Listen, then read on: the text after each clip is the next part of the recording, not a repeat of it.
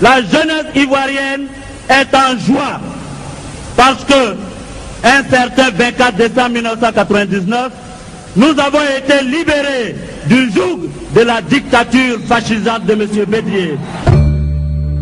Après 2 mois à l'étranger, le président de l'Assemblée nationale, Guillaume Soro, est de retour en Côte d'Ivoire.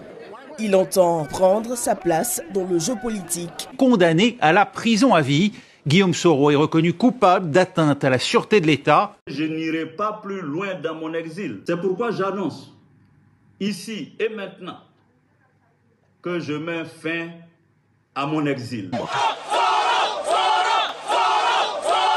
Entre 1995 et 1998, jeune et efflanqué, il était le chef du syndicat étudiant proche du parti de Laurent Gbagbo, la FC. Arrêté emprisonné pendant la dernière année du régime d'Henri Konan Bédié, il apprend alors la clandestinité.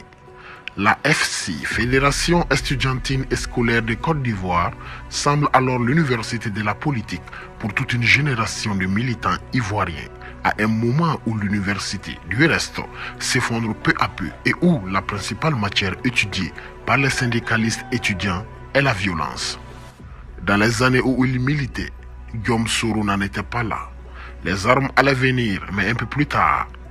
En 2002, des militaires dont certains ont trempé dans les complots et tentatives de coup d'État, réussis ou pas depuis 1999, date du renversement de Henri Konan Bédié tente un nouveau coup de force contre Laurent Gbagbo, cette fois après s'être préparé au Burkina Faso.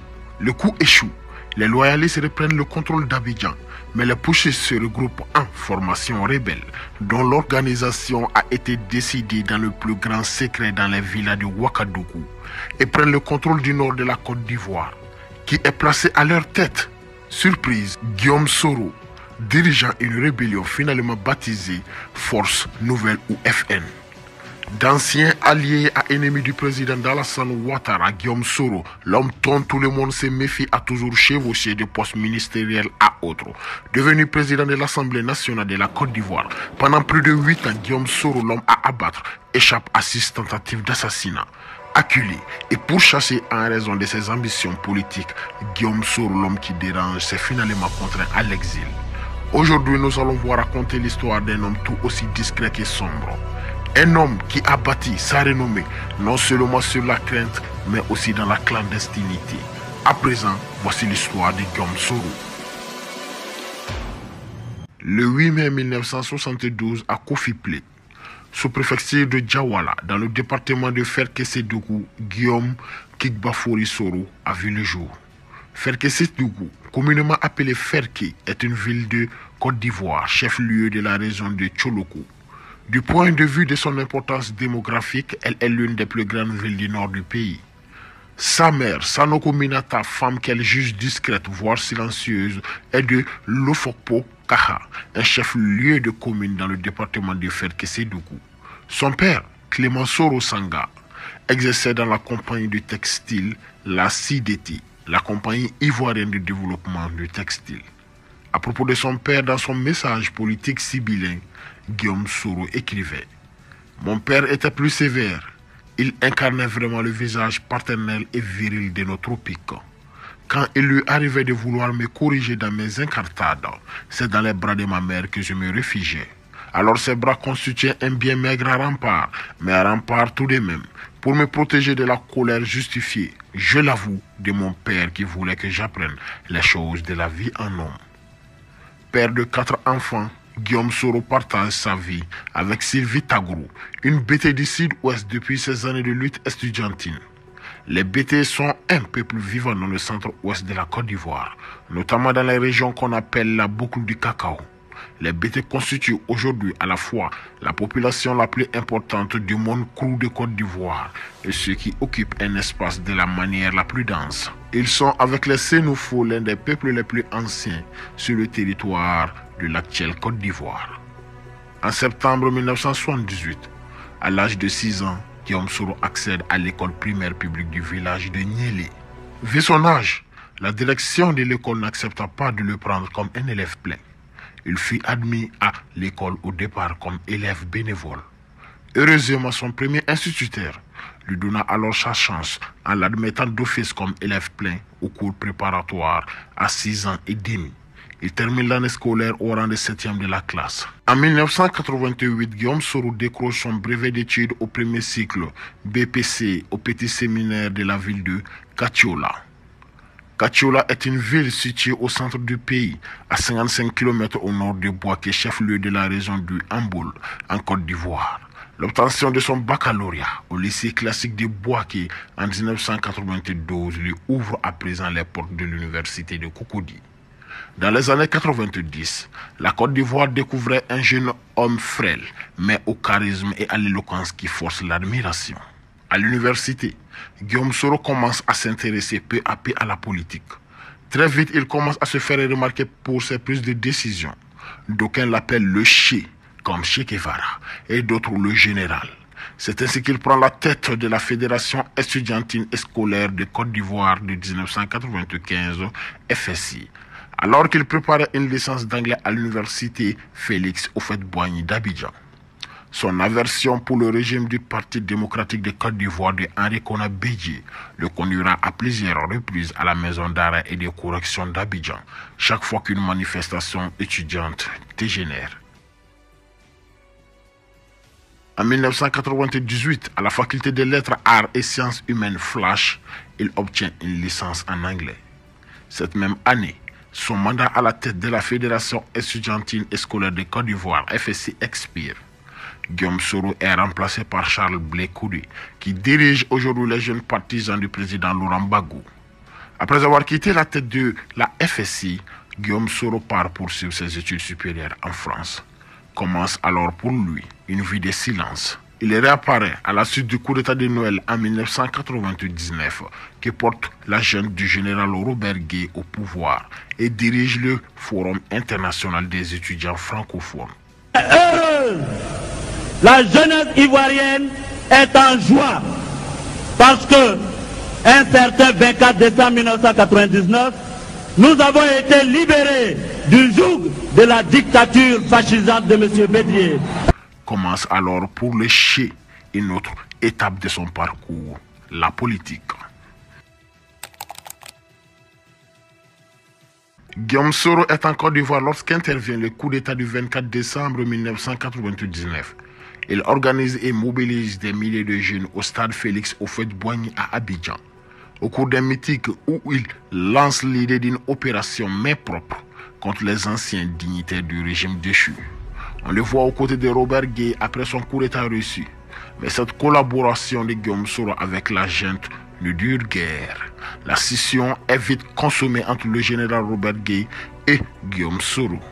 Il s'oppose à lui et s'allie à Alassane Ouattara lorsque celui-ci est exclu de l'élection présidentielle en 2000 par le régime militaire. Cette même année, Laurent Gbagbo devient président. Avec la bienveillance du président burkinabé Blaise Compaoré, Guillaume Soro s'installe dans une maison modeste de Ouagadougou, où il participe à l'organisation d'une rébellion pour renverser le nouveau chef de l'État. En 2002, les forces nouvelles tentent un coup d'État à Abidjan, mais l'opération échoue. Guillaume Soro réapparaît en septembre 2002 lorsque les forces nouvelles lancent sans succès une tentative de coup d'État à Abidjan en qualité de porte-parole puis secrétaire général de la branche politique du mouvement patriotique de Côte d'Ivoire, MPCI, qui devient, après les négociations de Linas Marcoussis, les forces nouvelles de la Côte d'Ivoire, mouvement rebelle. L'accord de Linas Marcoussis, ou accord Kléber, a été négocié du 15 au 26 janvier 2003 en France à Linas Marcoussis. Cet accord visait à mettre un terme à la guerre civile de Côte d'Ivoire qui avait éclaté en septembre 2002. Nous sommes arrivés à Marcoussis pour négocier et récupérer les pouvoirs. Aujourd'hui, nous estimons que les pouvoirs ne sont plus aux mains de Gbagbo et qui vont être aux mains d'un Premier ministre qui va exercer le pouvoir et donc changer les choses. Autour de la table de négociation, les forces nouvelles, rebelles du Nord et les différents partis politiques du pays étaient invités par le président français Jacques Chirac pour négocier à huis clos les conditions de retour à la paix. L'accord a été signé au centre des conférences internationales avenue Kléber à Paris. Nous avons estimé qu'il était urgent pour le peuple ivoirien et surtout pour le retour de la paix en Côte d'Ivoire que M. Gbagbo s'engage publiquement sur l'application intégrale des accords de Marcoussis. Après la signature de l'accord de Marcoussis, Guillaume Soro participe au gouvernement de réconciliation nationale de février 2003 à mai 2004, puis d'août 2004 à décembre 2005 comme ministre de la Communication. À l'automne 2005, les forces nouvelles exigent la nomination de Guillaume Soro au poste de Premier ministre. En décembre, il sera finalement nommé ministre d'État de la reconstruction et de la réinsertion, deuxième poste dans l'ordre protocolaire au sein du gouvernement de Charles Konan Banny. En janvier 2007, il accepte la proposition du président Laurent Gbagbo, son ennemi militaire puis politique depuis 2002, d'entamer un dialogue direct pour aller vers la paix et les élections. Le 4 mars à Ouagadougou, les deux hommes signent un premier accord de paix prévoyant notamment la formation d'un nouveau gouvernement dont Laurent Gbagbo lui propose de prendre la tête. Guillaume Soro entre en fonction le 4 avril et son gouvernement est installé 3 jours plus tard. Le gouvernement doit mettre en place notamment 2 points clés de l'accord politique de Ouagadougou. La préparation d'élections devant se tenir dans les 10 mois à compter de mars 2007, puis l'unification des forces armées, des forces nouvelles, FAFN et des forces armées nationales de Côte d'Ivoire, FANSI. A rappelé que Guillaume Soro a échappé à 6 tentatives d'assassinat. Les 2 plus marquantes sont certainement le guet-apens dans lequel il est tombé dans l'enceinte de la radiodiffusion télévision ivoirienne RTI le 27 juin 2003 ainsi que l'attentat du 29 juin 2007 contre le Fokker 100 qui le transporte.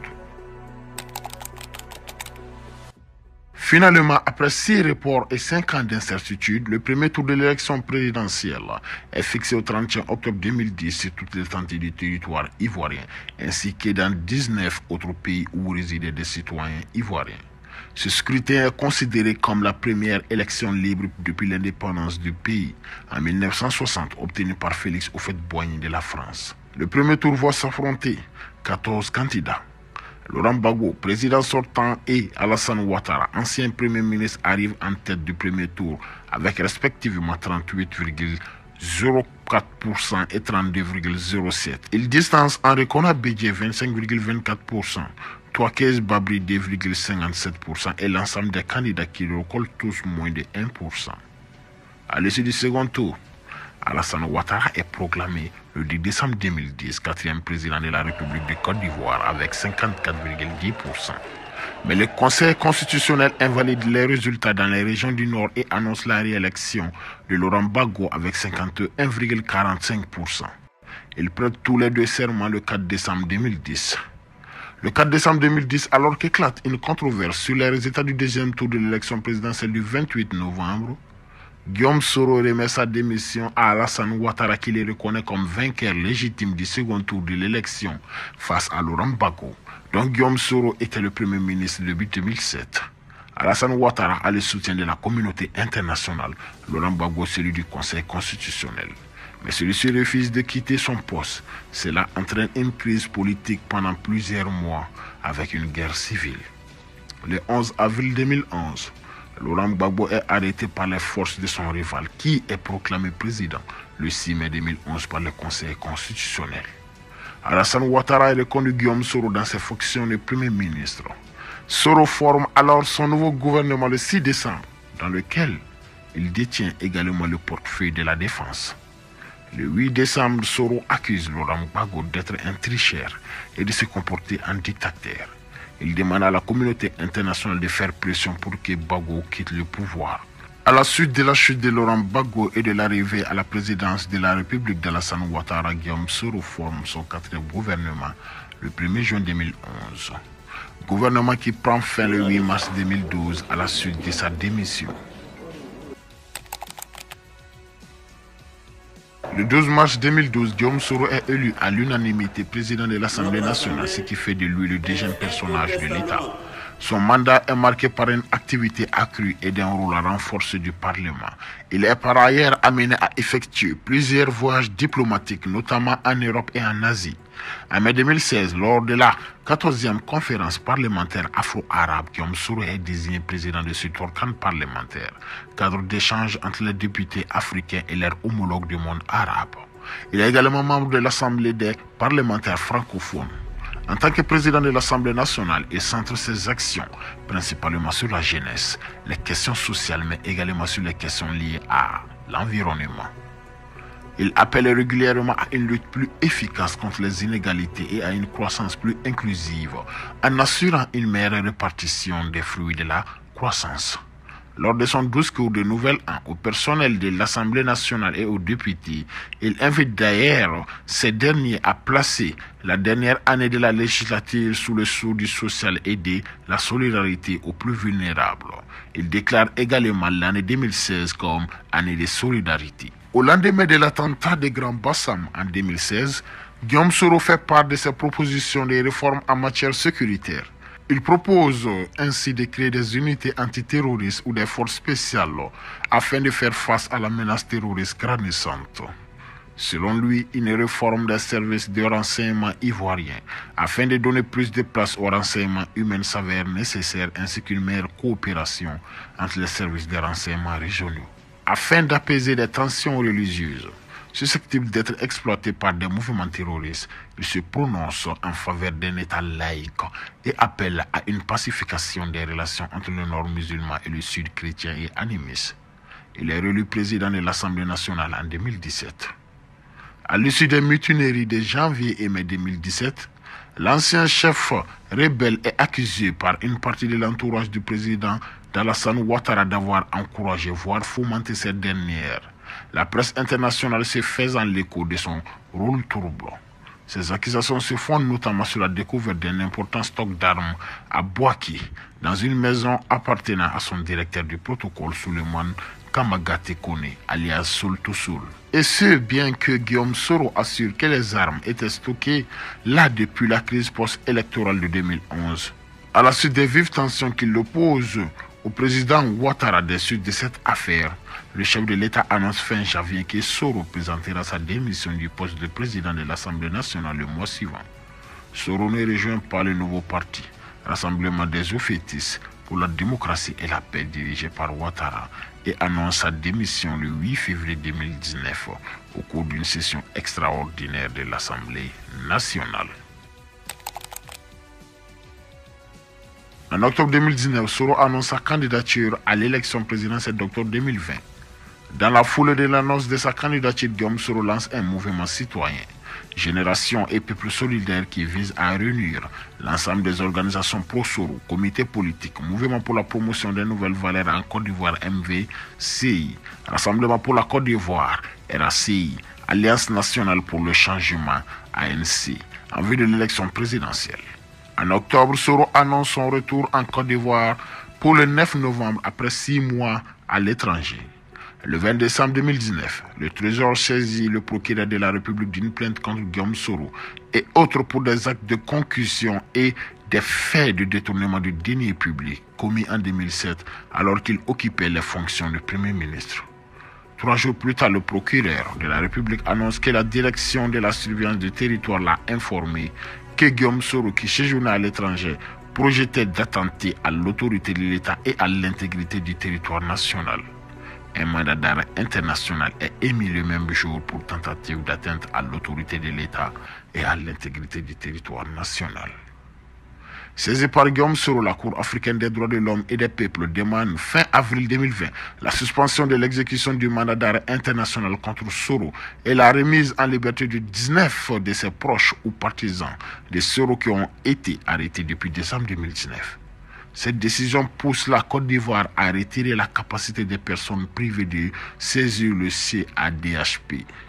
Le 28 avril, s'ouvre à Abidjan un procès contre Soro pour détournement de fonds et de blanchiment. Il lui est reproché l'achat d'une villa dans le quartier résidentiel de Marcory en 2007 avec des fonds de l'État. Le procès se déroule sans Soro en exil et sans ses avocats qui dénoncent une parodie de procès. Après un procès de 3 heures, Soro est reconnu coupable de recel de détournement de deniers publics et blanchiment de capitaux. Il est condamné à 20 ans de prison, 4,5 milliards de francs CFA d'amende et à la privation de ses droits civiques pendant 5 ans. En novembre 2020, étant en exil en France, le président français Emmanuel Macron déclare que la présence de Guillaume Soro en France n'est pas souhaitée. Après l'appel de Soro à une insurrection en Côte d'Ivoire pour protester contre le troisième mandat contesté du président Alassane Ouattara. Selon RFI, la France aurait demandé à Soro de quitter le territoire français.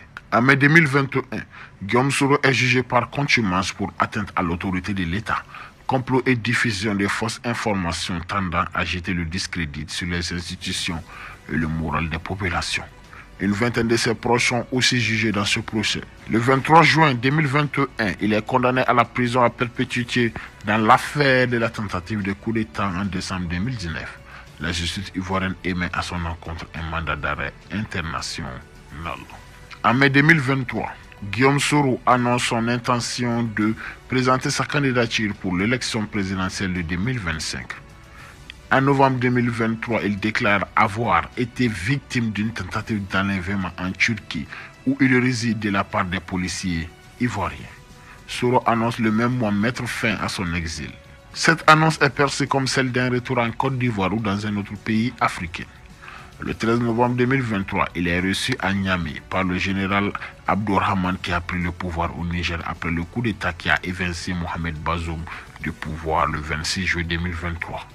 Quelques jours plus tard, il est reçu par le président de la transition au Burkina Faso, le capitaine Ibrahim Traoré. Pensez-vous que Guillaume Soro pourra de sitôt refouler le sol ivoirien? Donnez-nous votre avis en commentaire.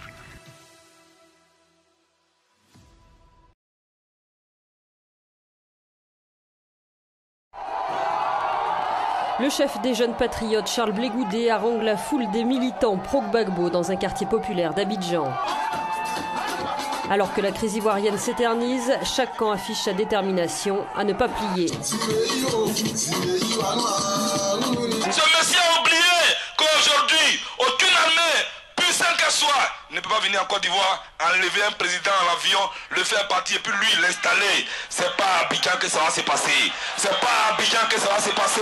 C'est pas à Abidjan que ça va se passer. L'ONU fait partie maintenant des belligérants en Côte d'Ivoire. Parce que pour que vous soyez une force tampon qui fait la paix, il faut que de part et d'autre, vous bénéficiez d'un minimum de confiance de ceux qui sont en conflit. Or, aujourd'hui, ce n'est pas le cas. L'ONU a carrément choisi son camp.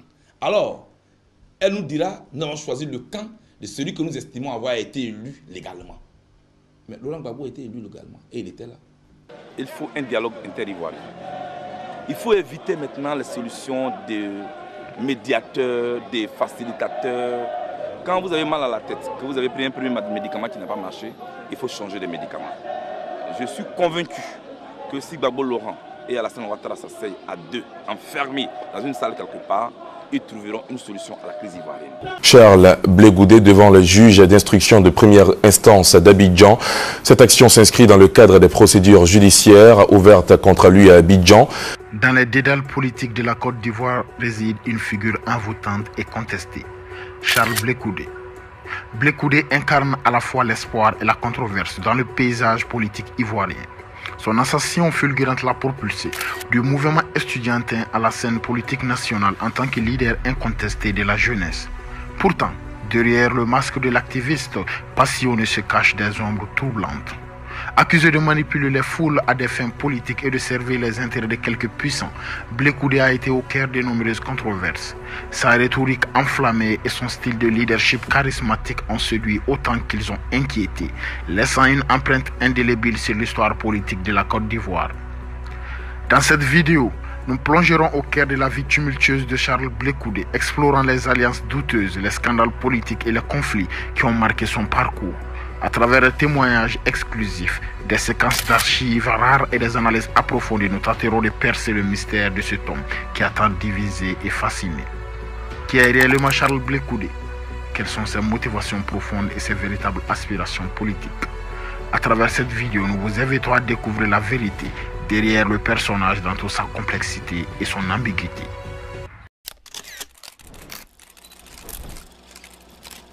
Charles Blé Goudé est né le 1er janvier 1972 à Niak-Brahio, un village bété dans la région de Gou, au centre-ouest de la Côte d'Ivoire. En 1990, lorsque le vent du multipartisme souffle sur la Côte d'Ivoire, il adhère à la toute-puissante Fédération estudiantine et scolaire de Côte d'Ivoire, FSI. En 1991, alors élève en classe de terminale au lycée classique d'Abidjan, il passe dans la clandestinité le baccalauréat, série A1 avec succès.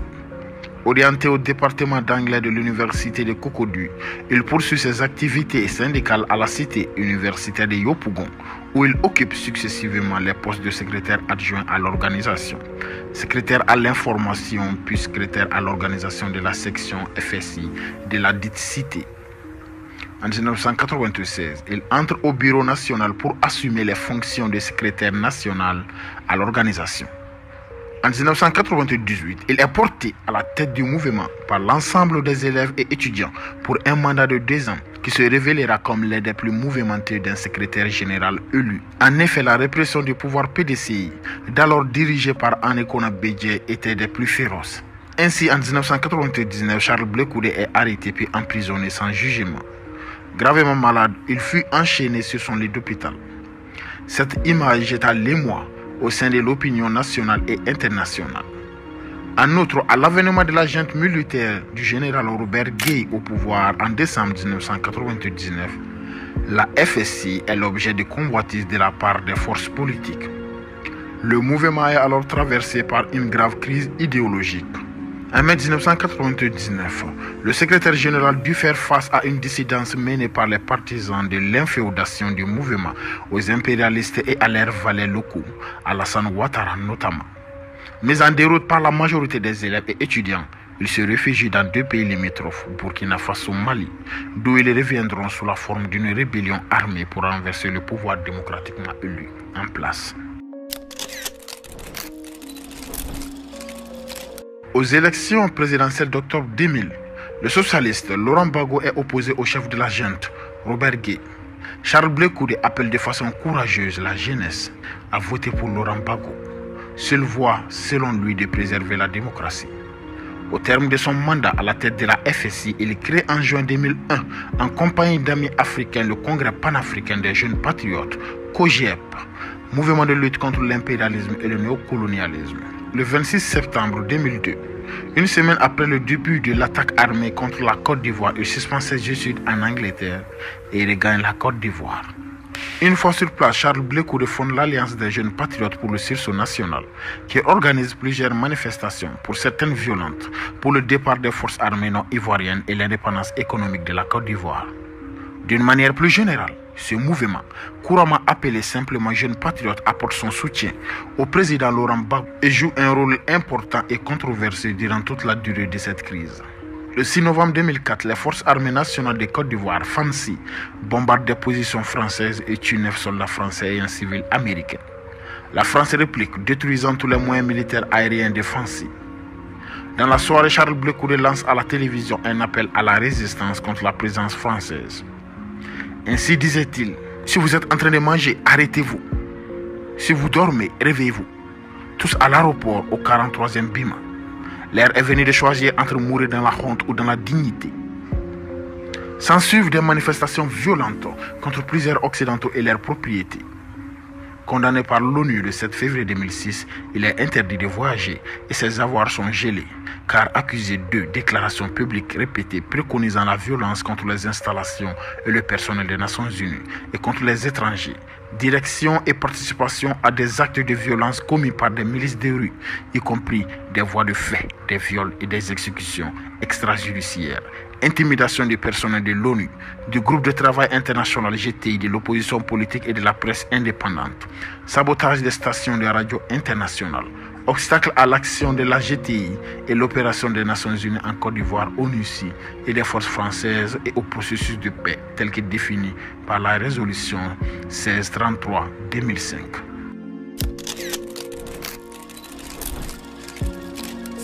En 2010 se déroule l'élection présidentielle ivoirienne. Ce scrutin est considéré comme la première élection libre depuis l'indépendance du pays en 1960, obtenue par Félix Houphouët-Boigny de la France. Le premier tour voit s'affronter 14 candidats. Laurent Gbagbo, président sortant, et Alassane Ouattara, ancien premier ministre, arrivent en tête du premier tour avec respectivement 38,04% et 32,07%. À l'issue du second tour, Alassane Ouattara est proclamé le 2 décembre 2010 quatrième président de la République de Côte d'Ivoire avec 54,10%. Mais le Conseil constitutionnel invalide les résultats dans les régions du Nord et annonce la réélection de Laurent Gbagbo avec 51,45%. Laurent Gbagbo nomme Blé Koudé ministre de la Jeunesse, de la Formation professionnelle et de l'Emploi dans le gouvernement du Premier ministre Gilbert Maringbo Aké, nommé par Laurent Gbagbo mais non reconnu par l'opposition et par la communauté internationale. Alassane Ouattara a le soutien de la communauté internationale. Laurent Gbagbo est celui du Conseil constitutionnel. Mais celui-ci refuse de quitter son poste. Cela entraîne une crise politique pendant plusieurs mois avec une guerre civile. Finalement, la déroute des forces pro-Gbagbo, après la reprise des combats en mars 2011 et l'approche des forces pro-Ouattara vers Abidjan, incite Charles Blé Koudé à vouloir prendre la fuite vers le Ghana le 12 mars 2011. Arrêté par la gendarme à Abouasso, il est prié par ces derniers de retourner vers la capitale économique afin de poursuivre son combat. Quelques jours après, le 21 mars, il mobilise une foule de jeunes ivoiriens venus s'enrôler dans les forces pro-Gbagbo. Il organise ensuite une grande manifestation de soutien au président Gbagbo près du palais présidentiel dans la soirée du 26 mars avec un campement sur place dans la nuit suivante qui rassemble entre 200 000 et 500 000 participants. Après l'assaut des forces armées d'Alassane Ouattara, le 11 avril 2011 contre le palais présidentiel d'Abidjan, tenu par Laurent Gbagbo et ses partisans, Charles Blé Koudé part en exil. Sous le coup d'un mandat d'arrêt international, il est arrêté le 17 janvier 2013 à Accra, détenu par la police ghanéenne puis extradé vers la Côte d'Ivoire le lendemain.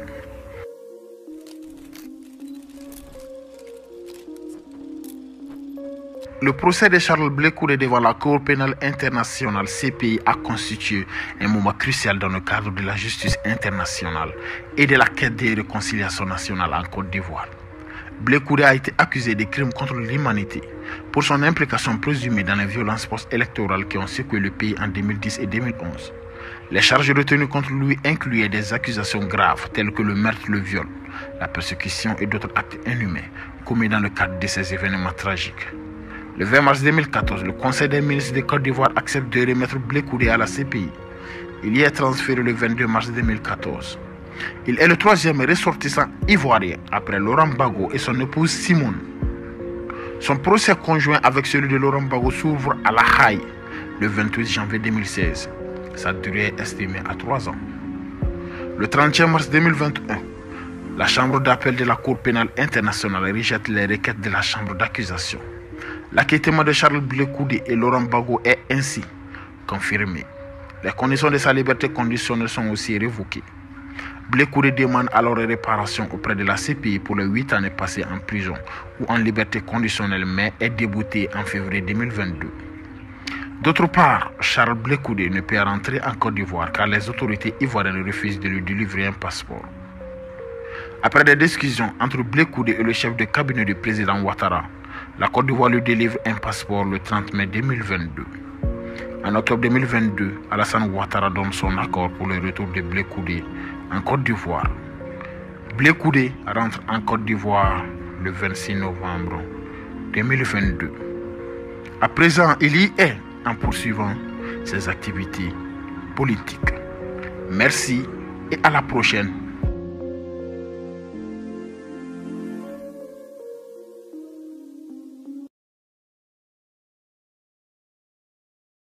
Du côté de l'opposition, il l'a été très tôt. Étudiant militant, emprisonné, professeur syndiqué, fondateur du parti FPI. Mais la France a tort. J'ai dit que la France a tort.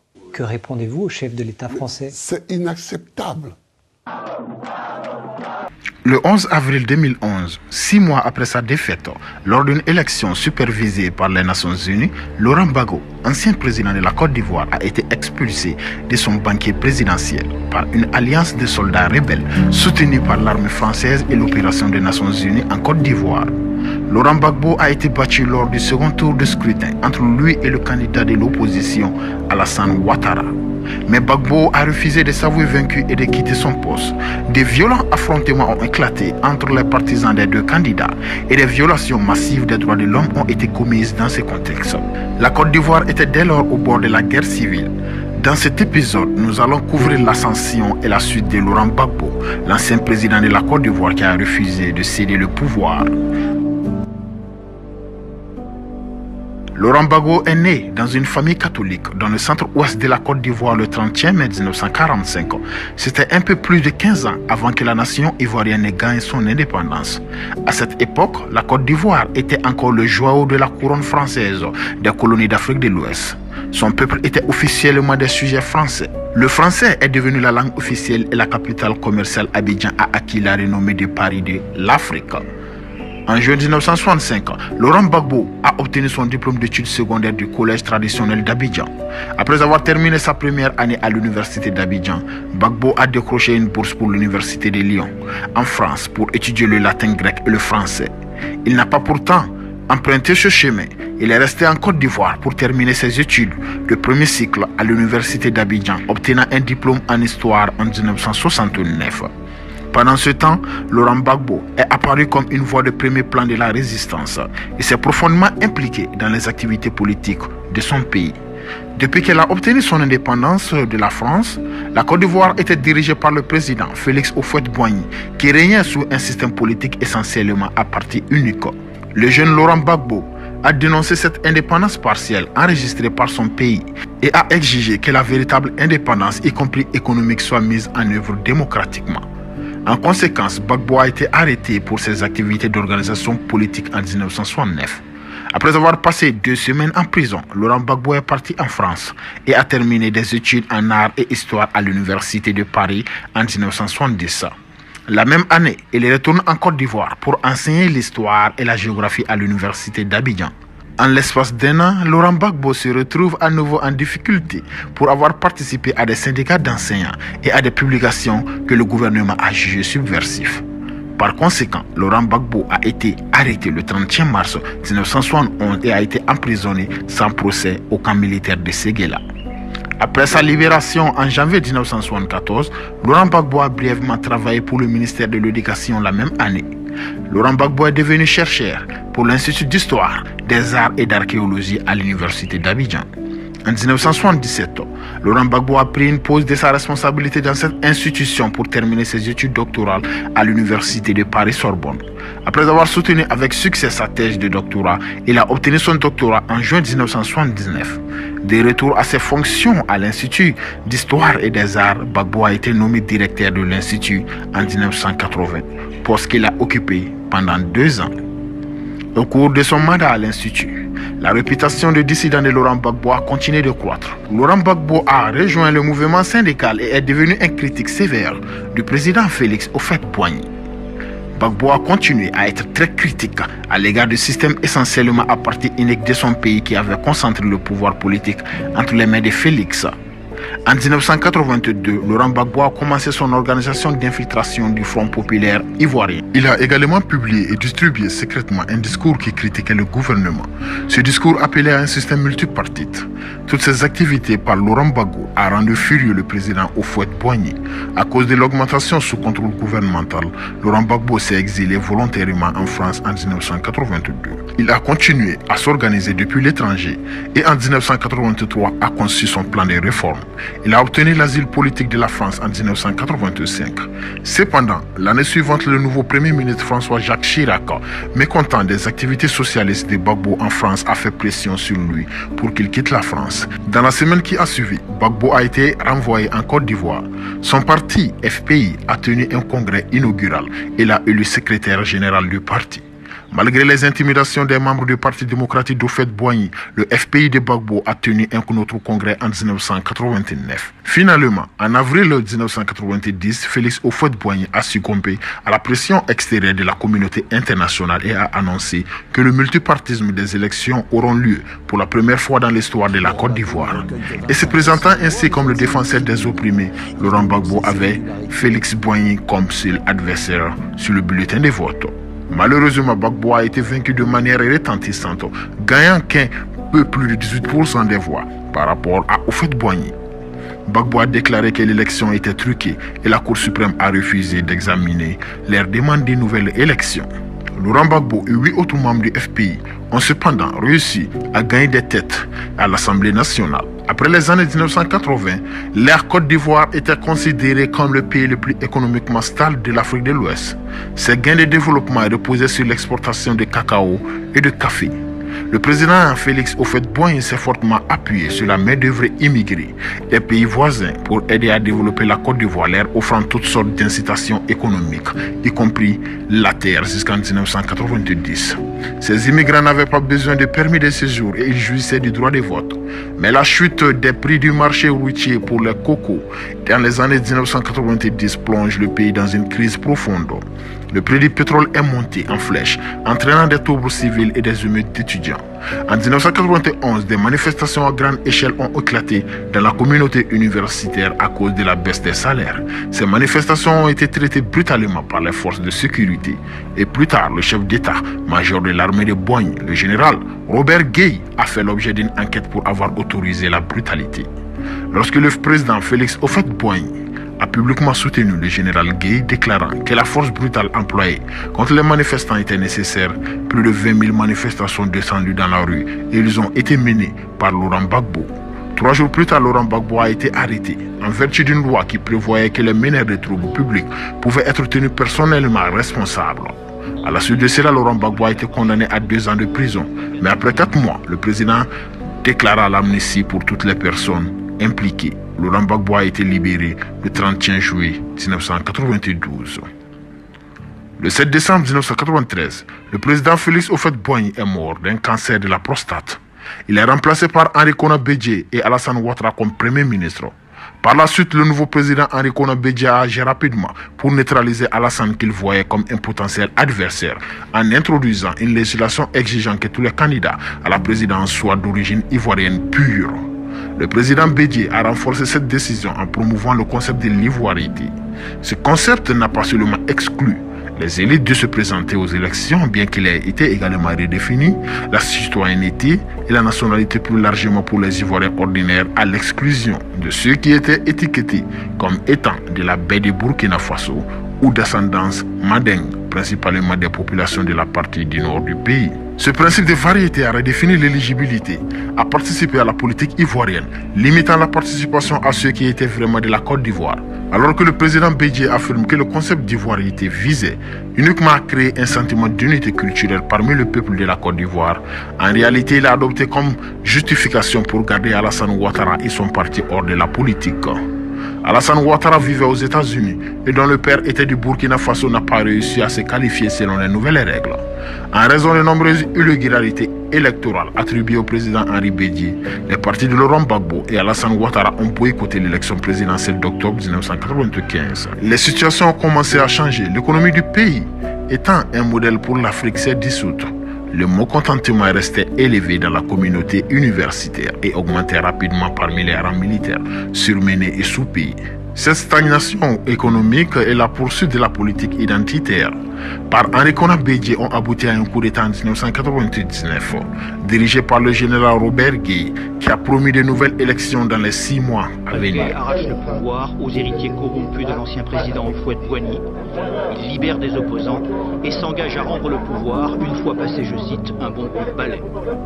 Henri Bédié et sa famille ont été contraints de fuir, bien que le général Robert Gueye ait promis des élections multipartites auxquelles il sera candidat.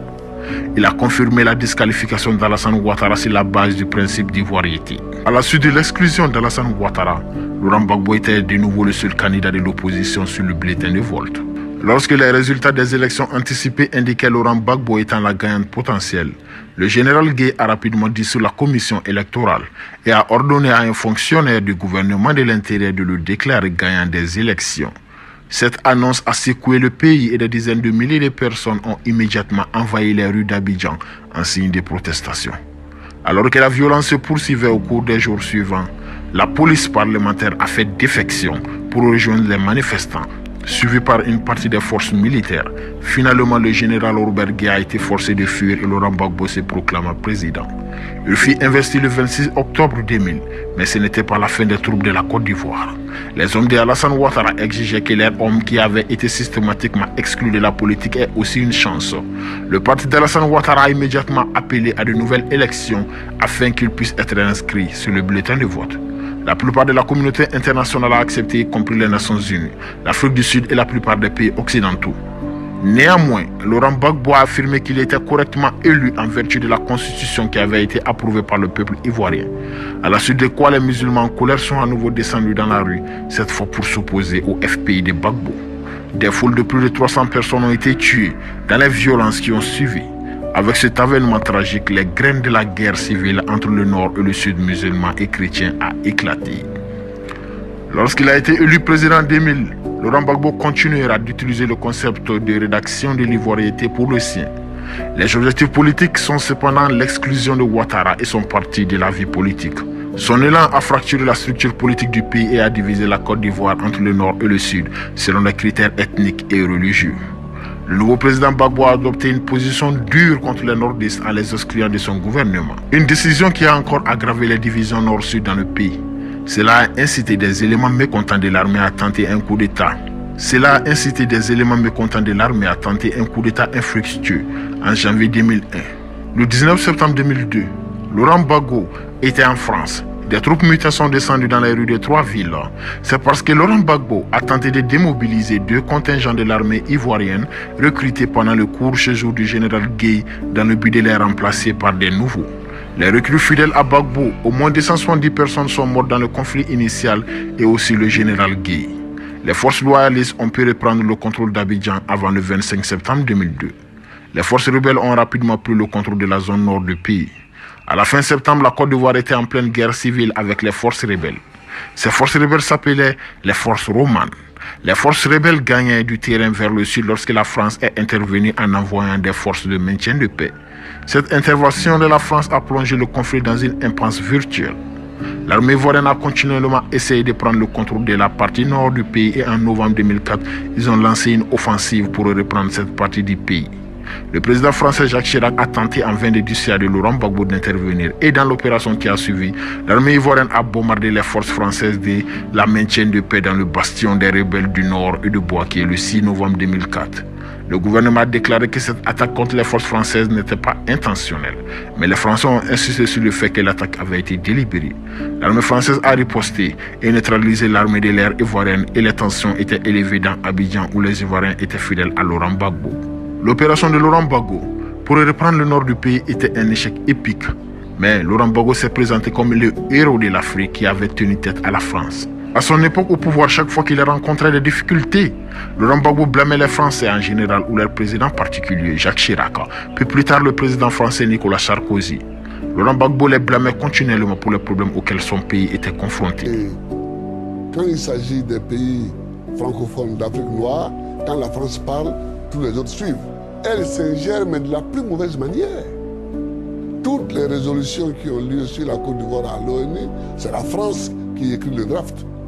Entre-temps, Laurent Gbagbo a décidé de ne pas tenir de nouvelles élections en 2005 lorsque son poste de président a pris fin en disant que le pays n'était pas encore prêt. La Côte d'Ivoire est également restée dans un état de crise avec la division nord et sud de plus en plus forte. Pour remédier à cette crise, des initiatives de paix ont été adoptées, mais n'a finalement pas réussi à résoudre le conflit. En 2007, un accord de paix réussi a été signé à Ouagadougou au Burkina Faso. En vertu de cet accord de paix, Guillaume Soro, nordiste et chef d'Euroman, a été nommé Premier ministre tandis que Laurent Gbagbo a conservé la présidence. Cet accord, connu sous le nom de tribunal de Ouagadougou, stipulait la réforme de l'identification des nationalités controversées, un système jugé discriminatoire à l'égard des nordistes, considérés comme des immigrés et non des Ivoiriens. Mais le processus en Côte d'Ivoire était resté bloqué. L'élection présidentielle a été reportée plus de 6 fois avant d'être finalement tenue en 2010. Alassane Ouattara a été autorisé pour se présenter à ces élections. Les élections qui se sont tenues en 2010 étaient censées remettre la Côte d'Ivoire sur la voie de la démocratie. Lors de ces élections, Laurent Gbagbo était en tête au premier tour de scrutin avec 38% des voix contre 32% pour Alassane Ouattara. Le reste des votes est allé à d'autres candidats dont l'ancien président Henri Bédié. Parce que personne n'a remporté la majorité absolue, les 2 meilleurs candidats ont été contraints à un second tour et tous les partis opposés se sont ralliés à Ouattara. La commission électorale indépendante a déclaré Alassane Ouattara vainqueur du second tour avec 54% des voix. Mais ces résultats ont été immédiatement rejetés par le Conseil constitutionnel qui était dirigé par un juge fidèle à Laurent Gbagbo.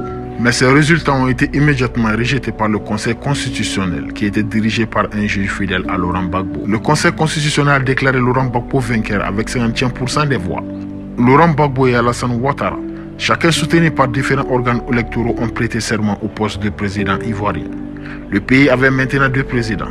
Au moment où s'organisait la cérémonie d'investiture de Laurent Gbagbo, les partisans d'Alassane Ouattara sont entrés dans Abidjan et ont commencé à manifester leur opposition. Ils ont créé des barricades en bois dans les rues d'Abidjan. Pendant 5 mois, le pays a eu 2 présidents, chacun revendiquant la légitimité. La lutte entre les 2 camps a dégénéré en violence. Plus de 3000 personnes ont été tuées et environ 1 million ont été déplacées par la violence vers d'autres parties du pays voisin. La Côte d'Ivoire était de nouveau au bord de la guerre civile. Mais Laurent Gbagbo est resté provoquant et a accusé les Français d'être les maîtres derrière le chaos. Cette impasse a rapidement pris fin après que le combat ait fait rage pendant de nombreux jours. Des soldats fidèles à Alassane Ouattara, appuyés par l'armée française ainsi que les forces avancées des Nations Unies, ont arrêté Laurent Gbagbo dans la résidence présidentielle, entouré de sa femme Simone et son fils Michel et une poignée de loyalistes. Après avoir été capturé, Laurent Gbagbo a d'abord été amené au quartier général de Alassane Ouattara, puis dans le nord du pays. Laurent Gbagbo a vécu en résidence surveillée pendant 8 mois avant d'être transféré à la CPI. Alassane Ouattara a été nommé président le 21 mai 2011. Laurent a été jugé à la CPI pour meurtre, viol, violence sexuelle et persécution entre autres crimes contre l'humanité. Laurent Gbagbo a été acquitté par la CPI en 2019 de ses accusations de crimes de guerre. Alassane Ouattara a également gracié Laurent Gbagbo et lui a permis de revenir en Côte d'Ivoire pour cause de réconciliation et de paix.